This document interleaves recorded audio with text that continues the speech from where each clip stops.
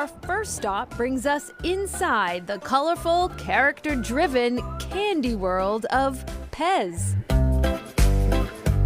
Primary colors, it's bright, bold, it's fun. It's nothing too serious. It's a fun museum. The Pez factory has been pushing out these iconic candy dispensers and the fruity flavors inside in this Orange, Connecticut location since 1973. But in 2010 came Sean Peterson, direct-to-consumer business manager. That's a cool job. It is a very cool job. He curated the museum in 2011, but this is not the whole story. He curated the job first. I'm the only collector they've ever hired. I wanted to share this with other people. Everything here, from Mickey Mouse to Santa himself, to the first Pez head ever made, to the new, is his personal collection. He offered it up for display, and in return, he went from Pez head to Pez employee. So you're telling me that every single item here is your personal collection? Yeah, except for the motorcycle upstairs. He estimates that 3,000 to 4,000 character heads have been officially made by Pez, but the rarity is often in the variation. These are some unusual ones. The whistle, particularly the owl, there is very rare. And often the enhanced value in the limited production. Colonel Sanders. Only 2 of these exist? Only 2 of those, yeah. And you have one? I have one of them. The other one's in a private collection. That one appraised last year at around $15,000.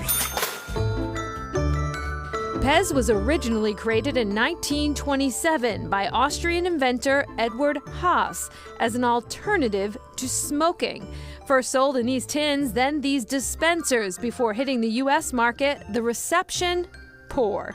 It was that moment in time that was really pivotal because they said, you know what, let's change from peppermint. Let's add fruit flavors, a 3-dimensional character head to the top of the dispenser, and let's shift the marketing towards children. A walk through this museum brings you back in time and tells the story about why the Pez dispenser has remained part of the candy culture for nearly a century. It's relatable. It's generational. There's something you can look at and go, I remember that. I had that one. Most people come in, they weren't expecting to be here, and when they leave, they got a smile on their face and go, that was kind of cool. Every item in this museum has a story, though one can only imagine what it might be. A child's joy, a fisherman's relaxation, once an object of affection. Welcome to the Museum of Lost Toys and Curiosities. Every morning I wake up, and whether it's 9 degrees out or 70 degrees out, I want to go out and look on the beach and see what's there. Because if I get out there first, who knows what I'm going to find. Corinne Flaherty, full-time librarian and collector by way of happenstance, opened the museum in Amesbury, Massachusetts in 2021, after nearly a decade of beach walk finds began to take over her home. It was the winter of 2015, which was a brutal winter, and the beach was covered in icebergs, and there was nothing else but a frozen baby doll head. It was just creepy and interesting, and then you sort of want to see what else you can find. And surprisingly enough, there's lots of doll parts that you can bring home, I discovered.